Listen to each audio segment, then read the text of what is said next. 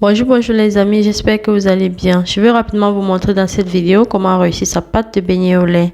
Pour 500 g de farine, vous aurez besoin de 150 g de sucre, de 100 g de noix de coco râpée, de 250 ml de lait, de la levure boulangère, du rhum pour apporter un peu de parfum. Ce n'est vraiment pas obligatoire, donc vous pouvez ne pas en mettre. Voilà, en fait les amis, j'ai tenu à vous montrer dans cette vidéo une différente façon de réaliser des beignets. Nous savons que généralement nous le faisons juste avec de l'eau, mais c'est aussi possible de rajouter du lait, que ce soit le lait d'amande, le lait de coco, le lait de vache. Et aussi vous pouvez rajouter la noix de coco râpée ou les graines de sésame, les graines de raisin séchées aussi, je pense. Donc, tout ce que vous voulez, vous pouvez essayer. Ça va toujours être très délicieux. Donc, dans un premier temps, je vais mélanger le sucre, la farine et la noix de coco râpée. N'oubliez pas de rajouter 1 à 2 pincées de sel. Donc, en fonction de la quantité de farine que vous aurez, adaptez aussi la quantité de sel parce que c'est toujours bien quand il en ressort ce petit goût salé. Donc, je vais tout mélanger, former un puits au milieu et ensuite, je vais faire fondre la levure dans un peu d'eau tiède et rajouter.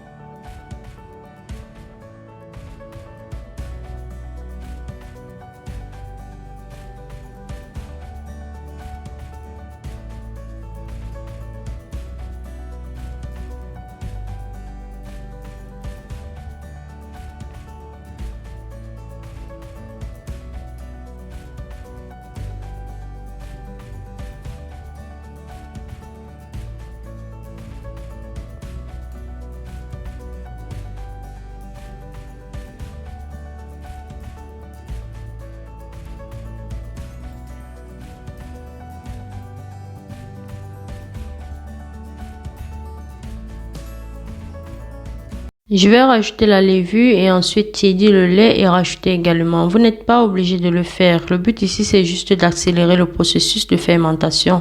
Donc, si vous faites tiédir le lait, ça vous prendra moins de temps que si vous ne le faites pas. Et en plus, si vous êtes dans une zone chaude, vous n'avez forcément pas besoin de le faire.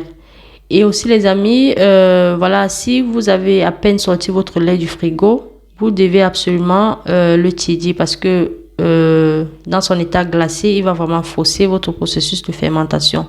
Donc après avoir fait, je vais rajouter dans la farine et commencer à travailler ma pâte. C'est vraiment ici que réside le secret de la réussite d'une pâte pour beignet. Donc bien travailler sa pâte. Vous allez utiliser vos doigts pour le faire. Donc vous allez laver votre main et voilà, l'utiliser pour pétrir votre pâte.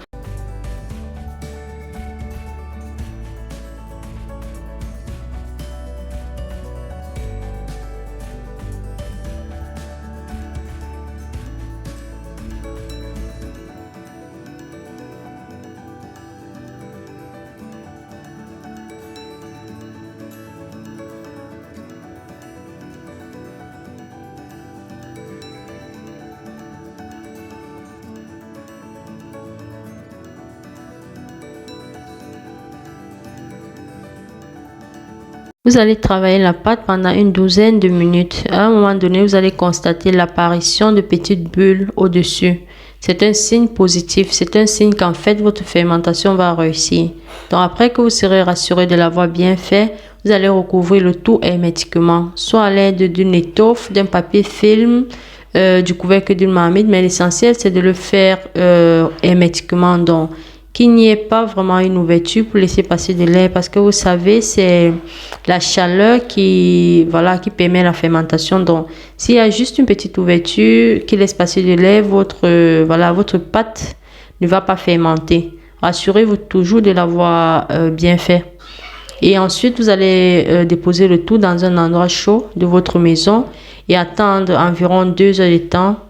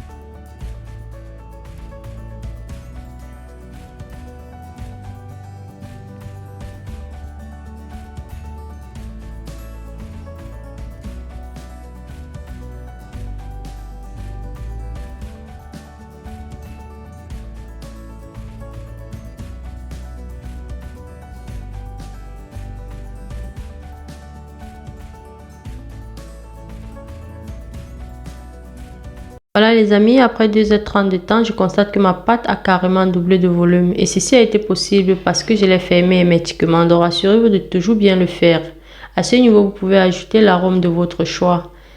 Et au début les amis, j'ai oublié de vous dire la quantité de levure que vous pouvez utiliser. Moi, j'ai pris le quart d'un cube de levure pour 500 g de farine parce que j'ai constaté que quand on en rajoute trop, les beignets à la fin durcissent. Donc, je sais pas vraiment si c'est la raison. Mais voilà, si vous utilisez 1 kg de farine, vous pouvez prendre la moitié d'un cube de levure ou bien plus de la moitié, ça dépend. À ce niveau, vous pouvez commencer votre friture.